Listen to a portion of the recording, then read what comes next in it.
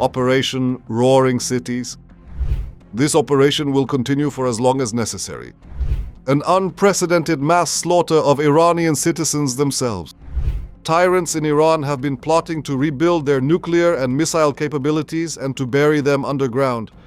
The United States is not buying their lies. Doing this in full cooperation with our friends in the United States under the courageous leadership of President Trump. I ask all of you to strictly follow the instructions of the Home Front Command because, as you already know, these instructions save lives. Tensions in the Middle East are reaching a boiling point tonight. Israeli Prime Minister Benjamin Netanyahu issues one of his most chilling warnings yet to Iran. In a stark message, Netanyahu declared that Tehran would face a response they cannot even imagine if it continues its aggression, signaling a dramatic escalation in rhetoric as conflict intensifies. The warning comes as Israel confirms a joint military operation with the United States targeting Iranian positions, an operation described as essential to eliminating what Netanyahu calls an existential threat. Reports are emerging of multiple casualties on both sides, standing alongside support from U.S. President Donald Trump. Netanyahu said the strikes were aimed not just at Iran's military capabilities, but at preventing the rise of what he claims could be an Iranian nuclear bomb. My brothers and sisters, citizens of Israel, just a short while ago, Israel and the United States launched a joint campaign, Operation Roaring Cities. The goal of the operation? To put an end to the threat from the Ayatollah regime in Iran.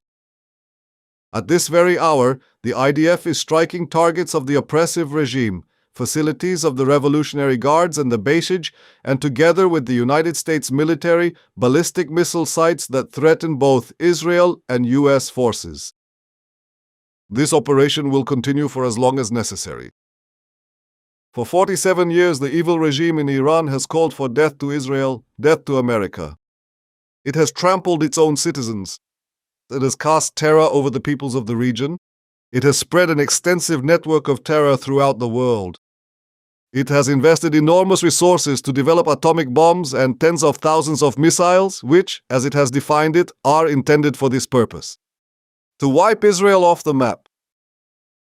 It has also armed the terror proxies around us in Gaza, Lebanon, Syria, Iraq, Yemen, and in Judea and Samaria, and it has incited them against us. But if anyone needed further proof of the murderous nature of the Ayatollah regime, they received it last month.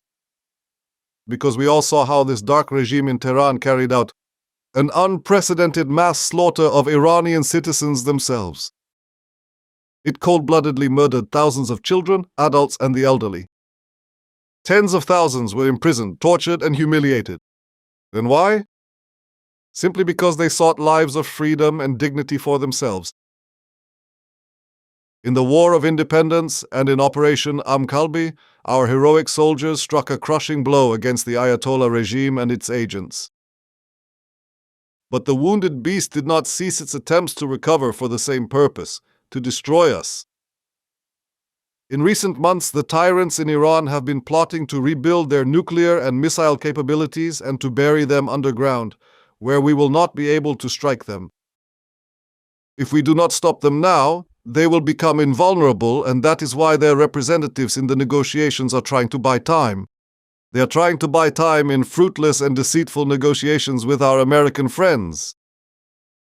But the tyrants in Iran have made a grave mistake, because the United States is not buying their lies, and we will not sit idly by while the shadow of annihilation hangs over us.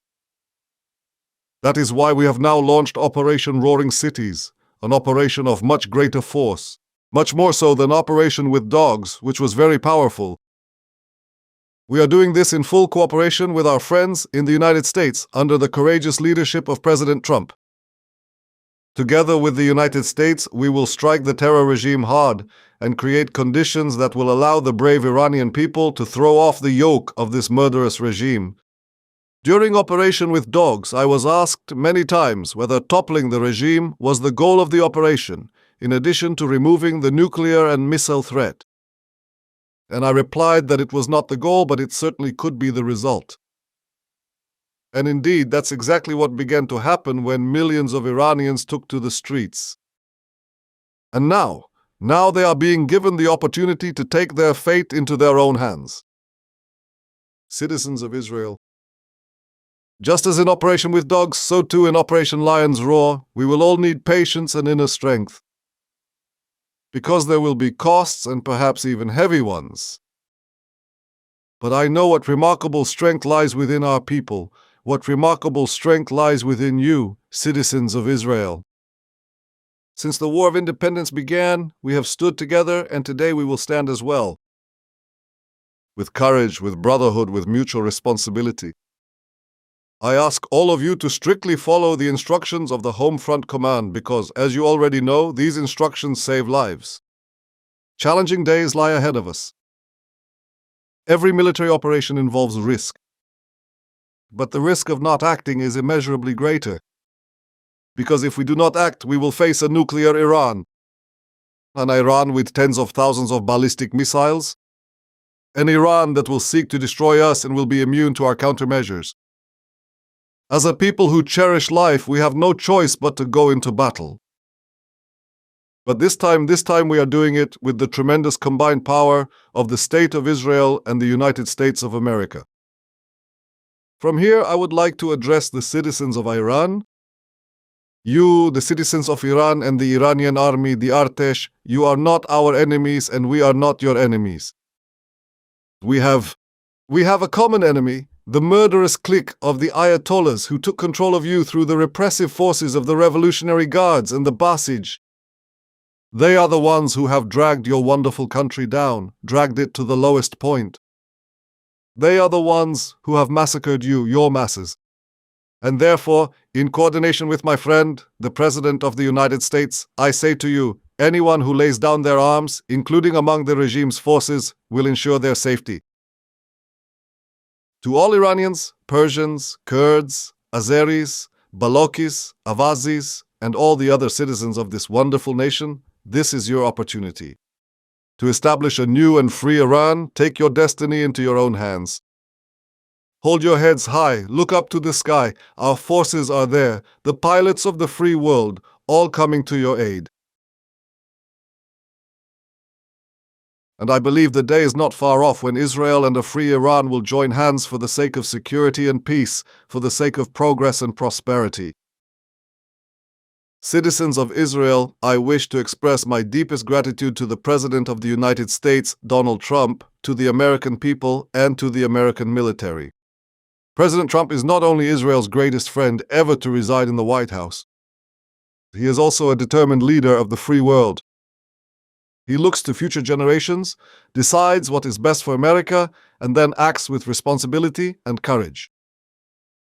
Together, we bring great light to all those whose hearts are rooted in the aspiration for human freedom. On your behalf, citizens of Israel, I salute the commanders and soldiers of the IDF, our Air Force, the Intelligence Directorate, and the Mossad.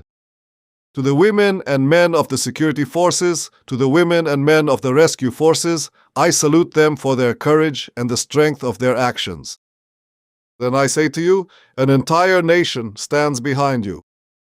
An entire nation prays for your success. My brothers and sisters, in 2 days we will celebrate the holiday of Purim.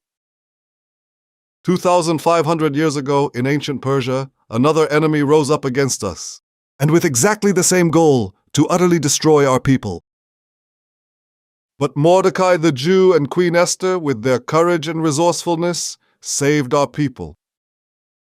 In those days of Purim, the lot was cast, and the wicked Haman fell along with it.